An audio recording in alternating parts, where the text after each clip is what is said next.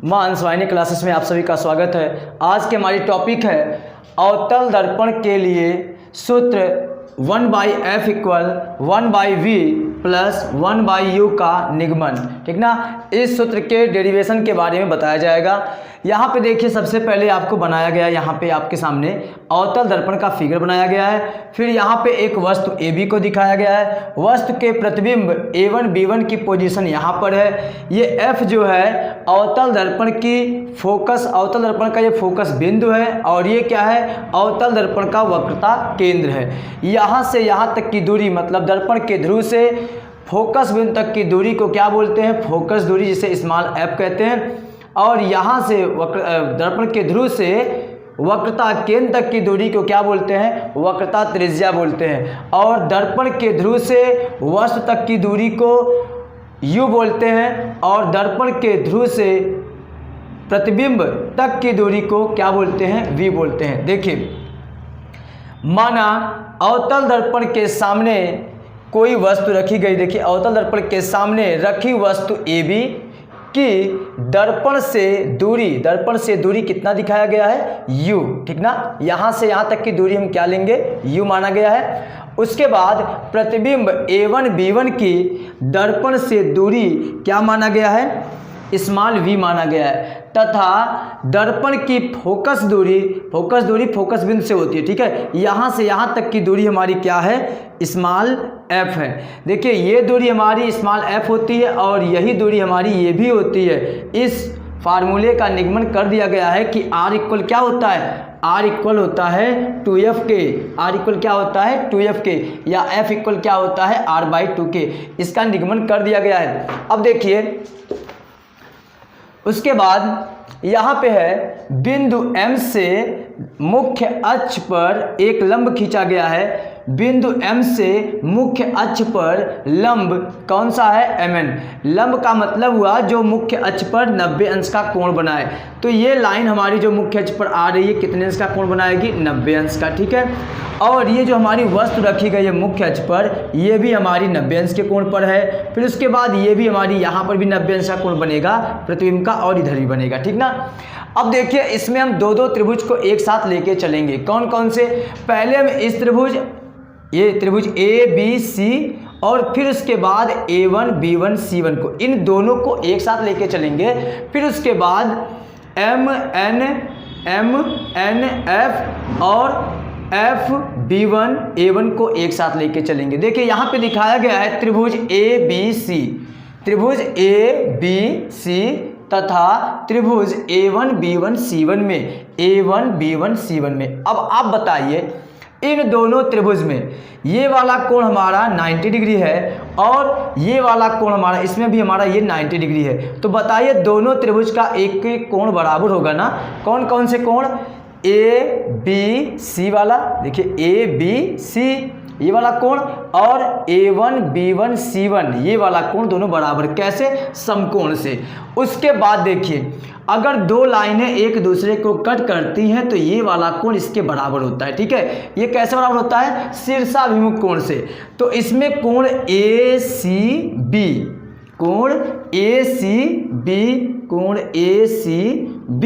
बराबर होगा, इस त्रिभुज का ACB बराबर होगा इस त्रिभुज के A1CB1 के, कोण A1CB1 के।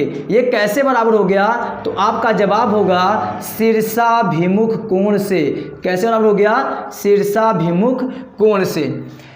जब किसी दो त्रिभुज के, मान लीजिए एक त्रिभुज ये है, एक त्रिभुज ये है, अगर इन दोनों त्रिभुज के दो कोण बराबर हो जाए, मान लीजिए एक ये वाला बराबर हो गया 90 वाला, और एक ये बराबर हो गया मान लीजिए 30 है, ये भी 30 है। ठीक है, तब इसकी ये भुजा, लंब वाली भुजा, इसकी लंब वाली भुजा, मतलब इनकी, जैसे मान लीजिए PQR है, ये ABC है, तब इसको हम ऐसे लिख सकते हैं कि AB/PQ बराबर होगा, चाहे AC/PR लिखिए, चाहे BC/QR लिखिए। तब ये दोनों त्रिभुज क्या हो जाएंगे, समरूप होंगे। अगर किन्हीं दो त्रिभुजों के दो कोण बराबर हो जाते हैं तो ये दोनों त्रिभुज हमारे क्या कहलाते हैं, समरूप त्रिभुज।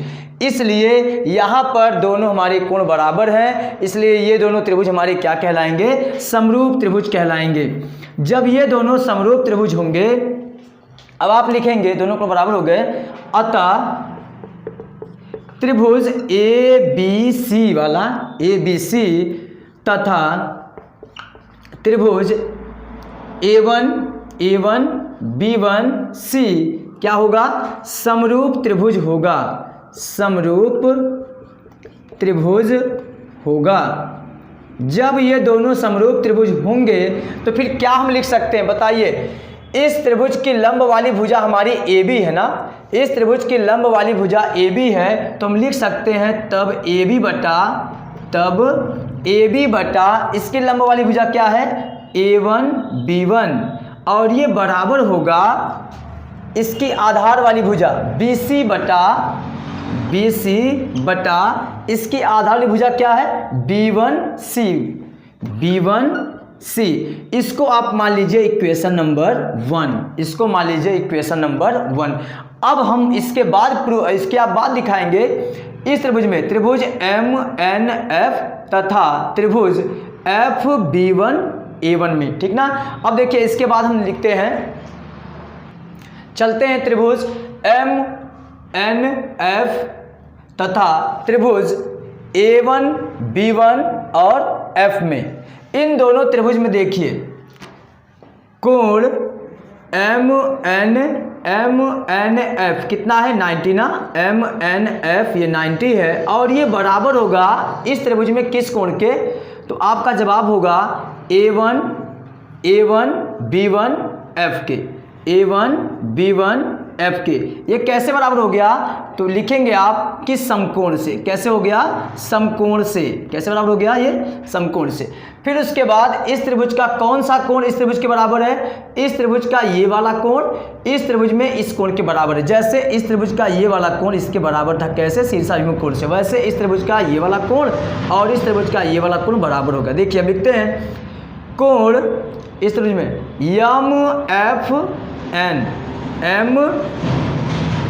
MFN बराबर होगा कोण B1 F A1, बोलिए, या तो A1 F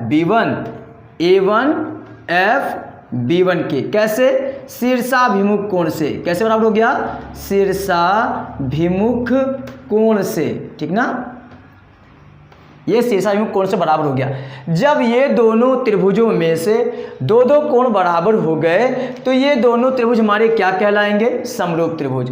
अब आप लिखेंगे अतः त्रिभुज MNF तथा त्रिभुज कौन सा, A1 B1 F क्या होगा, समरूप त्रिभुज होंगे, समरूप त्रिभुज होंगे, दोनों क्या होंगे, समरूप त्रिभुज होंगे। फिर उसके बाद सेम वैसे कंडीशन जैसे यहाँ पे किया गया था, जब ये दोनों त्रिभुज हमारे क्या हो गए, समरूप त्रिभुज हो गए, तो दोनों के लंब वाली भुजा का अनुपात और दोनों के आधार वाली भुजा का अनुपात बराबर होगा। अब देखिए इसकी लंब वाली भुजा है MN बटा ये वाला लिखेंगे A1, लिखेंगे ना, ये A1 और बटा A1 इंटू B1। फिर उसके बाद इसकी आधार वाली भुजा बराबर FN बटा क्या लिखेंगे, FB1, ये बराबर हो गया, ठीक है। अब देखिए MN वाली जो हमारी भुजा होगी, ये वाली जो दूरी होगी, ये लाइन की लंबाई और AB की लंबाई जितनी होगी ये दोनों बराबर होगी। क्यों, क्योंकि जो ये प्रकाश किरण चली है मुख्य अक्ष के समांतर चली है, और किन्हीं दो समांतर रेखाओं के बीच की दूरी हर जगह पर क्या होती है, बराबर होती है। तो बताइए MN बराबर होगा ना, MN बराबर होगा AB के, MN बराबर होगा AB के, चूँकि MN बराबर है AB के। अब उसके बाद आप लिखेंगे यदि दर्पण का द्वारक छोटा होता, दर्पण का द्वारक क्या होता, छोटा होता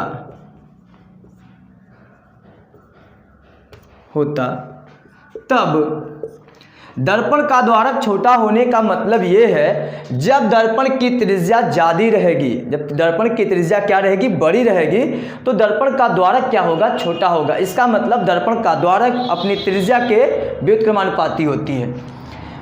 यदि दर्पण का द्वारक छोटा होता तब जो हमारा ये बिंदु N है, बिंदु P के पास होता। जब बिंदु N बिंदु P के पास होता तो जो दूरी हमारी Fn थी वो दूरी हमारी बराबर होती Fp के। फिर समझिए, जब दर्पण का द्वारक छोटा होता तो बिंदु N जो है बिंदु P के समीप होता। कैसे? जब इसका द्वारक छोटा होगा, द्वारक छोटा होने का मतलब इसकी जब त्रिज्या ज़्यादा होगी, जब ये दर्पण ऐसे रहेगा तो यहाँ से हम लंब खींचेंगे, वो हमारे दर्पण के ध्रुव से होके जाएगी। अगर इसका द्वारक छोटा होगा ना, अगर इसका द्वारक बड़ा होगा, द्वारक अगर मान लीजिए बड़ा होगा, तब क्या होगा कि इसकी त्रिज्या छोटी होगी तो ये हमारा जो दर्पण ऐसे रहेगा, ऐसे घूम जाएगा। तो यहाँ जब लंब खींचेंगे तो ये लगभग यहाँ पे आएगा, तो इसके पास नहीं हो पाएगा।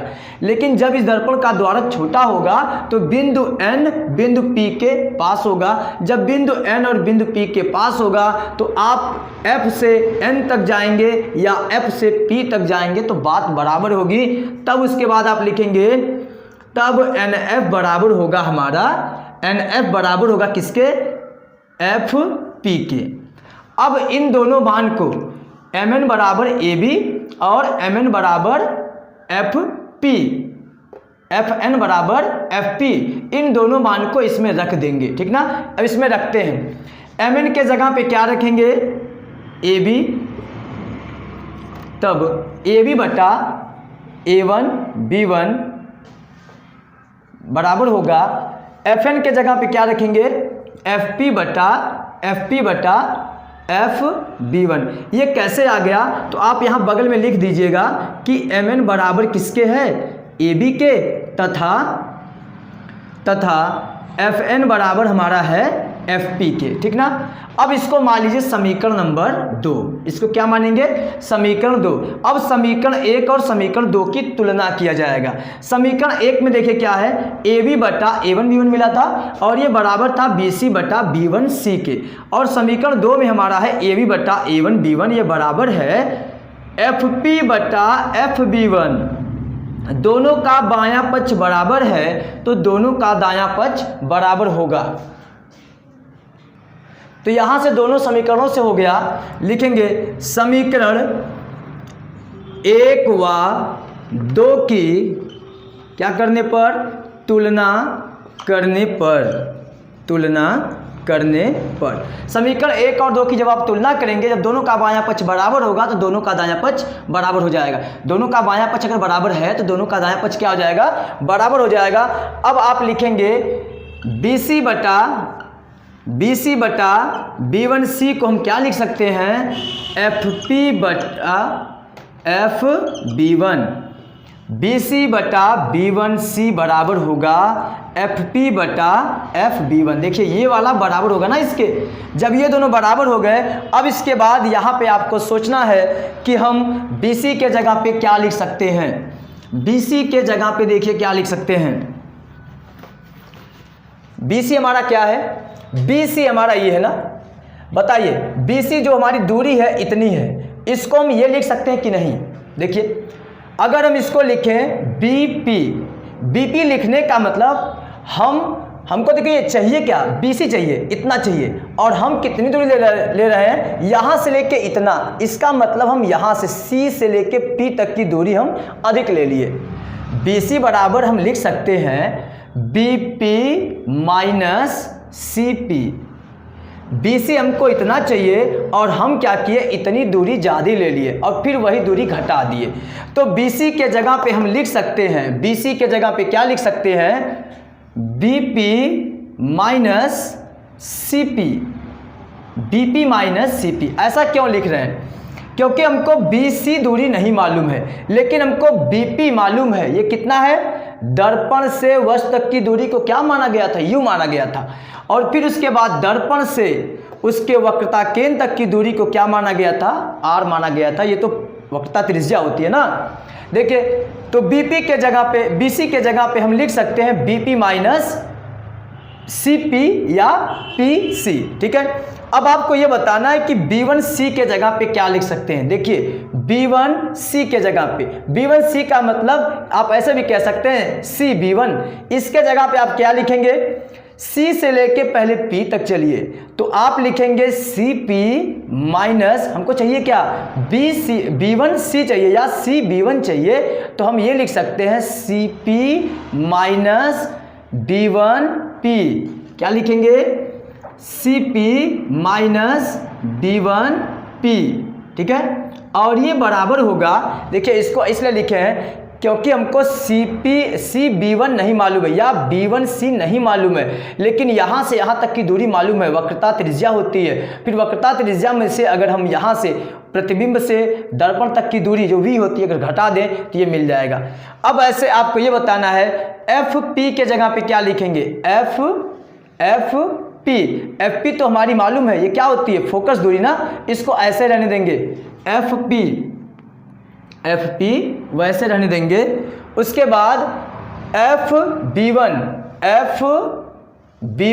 इसके जगह पे क्या लिखेंगे, इसके जगह पे हम ये लिख सकते हैं कि यहाँ से लेके यहाँ तक की दूरी, मतलब B1P में से FP घटा देते हैं, B1P में से FP घटा देते हैं तो ये हो जाएगा। अब देखिए चिन्ह परिपाटी के अनुसार क्या लिखेंगे, चिन्ह परिपाटी के अनुसार। चिन्ह परिपाटी क्या होता है, चिन्ह परिपाटी में क्या करते हैं, जो इधर वाली दर्पण के इधर वाली दूरी होती है इसको माइनस में लेंगे, अगर दर्पण के इधर वाली दूरी रहती है तो प्लस में लेते हैं, ठीक ना। जैसे चतुर्थांश में, मैथ में होता ना चतुर्थांश में क्या करते हैं, इधर वाली दूरी को प्लस में लेते हैं, इधर वाली दूरी को माइनस में लेते हैं, ऊपर वाली दूरी को प्लस में, नीचे वाली को माइनस में। सेम यही काम इसमें भी किया जाता है चिन्ह परिपाटी में, ठीक ना, दर्पण के लिए। चिन्ह परिपाटी के अनुसार अब आप बताइए BP हमारी क्या है, BP क्या होता है, दर्पण से वस्तु तक की दूरी को क्या बोलते हैं, u बोलते हैं। तो BP को हम अगर चिन्ह के साथ लिखें तो -u होगा, ठीक है। फिर उसके बाद CP हमारी क्या है, CP हमारी होती है वक्रता त्रिज्या, तो CP के जगह पे हम लिखेंगे -r। और r बराबर क्या होता है, r बराबर होता है 2f, तो यहाँ पे आप लिख सकते हैं -2f। अब देखिए CP ये हो गया, तो इसका मतलब ये भी हो गया, ये भी तो CP है। B1P क्या है, B1P दर्पण से प्रतिबिंब तक की दूरी को क्या बोलते हैं, v बोलते हैं, लेकिन इधर वाली दूरी सब है तो माइनस लेंगे, -v, ठीक है। FP क्या है, FP दर्पण के मुख्य फोकस से ध्रुव तक की दूरी को क्या बोलते हैं, फोकस दूरी, तो यहाँ पे क्या हो जाएगा -f। ये हो गया, तो इसका मतलब ये भी हो गया क्योंकि दोनों एक ही चीज़ है। और देखिए B1P तो हमारा हो ही गया है, ठीक ना। अब इन सब मान को इसमें रख देंगे। अब आप इसको मान लीजिए समीकरण नंबर 3, क्या मानेंगे, समीकरण नंबर 3। अब लिखेंगे समीकरण 3 में उक्त, मतलब ऊपर के उक्त सभी मानों को रखने पर, क्या करेंगे, सभी मानों को रखने पर। अब सब मान को रख दीजिए, वो भी चिन्ह के साथ। बताइए BP के जगह पे क्या रखेंगे, -u, फिर माइनस पहले से है। CP के जगह पे -2f रखेंगे, CP के जगह पे -2f, फिर बाई CP के जगह पे -2f, फिर उसके बाद माइनस B1P के जगह पे -v, फिर उसके बाद ये बराबर होगा FP के जगह पे -f बाई, फिर उसके बाद B1P क्या है, B1P का मान -v, फिर उसके बाद FP के जगह पे -f रखेंगे। अब सब माइनस का पहले गुणा कर दीजिए, फिर उसके बाद त्रियक गुणा करेंगे, ठीक ना। देखिए ऊपर लिखते हैं फिर से, अब देखिए ये हो गया -u, माइनस का माइनस में मल्टीप्लाई करेंगे तो प्लस हो गया, ये हो गया 2f बाई 2f, फिर माइनस का माइनस मल्टीप्लाई करेंगे तो प्लस हो गया, ये हो गया v इक्वल होगा माइनस एफ बाई ये माइनस v, फिर माइनस का माइनस मल्टीप्लाई करेंगे प्लस, ये हो गया f। अब इसका क्रॉस मल्टीप्लिकेशन करेंगे, ठीक ना, जिसे कहते हैं तिर्यक गुणा। तिर्यक गुणा कर दीजिए, माइनस यू प्लस 2f में मल्टीप्लाई करना है किससे, माइनस v प्लस f से, फिर उसके बाद माइनस f में मल्टीप्लाई करना है 2f, माइनस 2f है, माइनस 2f प्लस v से, ठीक ना। इसका मल्टीप्लाई कीजिए, देखिए माइनस यू का इससे मल्टीप्लाई करेंगे हो जाएगा प्लस यू वी, फिर इसका इसमें करेंगे माइनस यू एफ, फिर इसका इसमें करेंगे माइनस 2f वी, फिर इसका इसमें करेंगे तो प्लस 2f स्क्वायर, फिर माइनस का माइनस मल्टीप्लाई करेंगे हो जाएगा प्लस 2f स्क्वायर, फिर माइनस का प्लस में माइनस एफ वी, ठीक है। अब यहाँ पे देखिए माइनस 2f है, इधर क्या है माइनस 2f, इनको एक साइड कर देते हैं। इधर भी देखिए 2f स्क्वायर है, इधर भी 2f स्क्वायर है, ये दोनों कट जाएंगे अगर एक साइड कर देते हैं तो। यहाँ पर हो गया uv माइनस uf, और इन दोनों को उधर लेके चलते हैं। देखिए उधर पहले से 2f स्क्वायर है, माइनस fv भी पहले से है, इसका चिन्ह नहीं बदलेगा, ये उधर लेके चले गए प्लस 2fv हो गया, ये भी उधर चला गया माइनस, यहाँ पे माइनस था उधर गया प्लस हो गया, ये प्लस है उधर जाएगा माइनस हो जाएगा, 2f स्क्वायर से 2f स्क्वायर कट गया और ये इसमें से सब्सट्रैक्ट हो जाएगा, तो uv माइनस uf बराबर होगा, ये सब्सट्रैक्ट कर दीजिए क्या हो जाएगा fv, ये क्या हो जाएगा fv। अब यहाँ पे आप लिखिए, देखिए इसको उधर लेके चलिए ताकि ये क्या हो जाए प्लस हो जाए, तो uv इक्वल हो जाएगा fv प्लस uf। अब इसमें इसके दोनों पक्षों में क्या करेंगे uvf से भाग देंगे, दोनों पक्षों में uvf से भाग देने पर, ठीक ना। उसको अब ऊपर दिखाते हैं,